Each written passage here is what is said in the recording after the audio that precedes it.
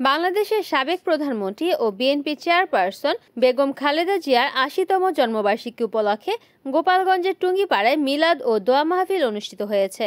শুক্রবার মাগরিববাদ উপজেলার পাটগাতি গ্রামের কেন্দ্রীয় স্বেচ্ছাসেবক দলের সভাপতি এস.এম. জিলানীর বাসভবনে এই মিলাদ ও দোয়া মাহফিলের আয়োজন করে উপজেলা ও পৌর বিএনপি।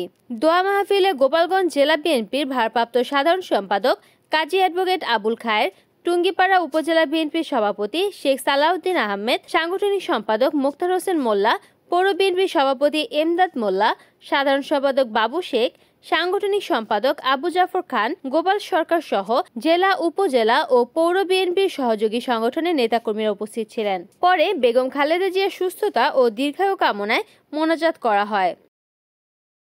রিপোর্ট করেছেন গোপালগঞ্জ প্রতিনিধি হাবিবুল্লাহ খান হাবিব, NN টিভি।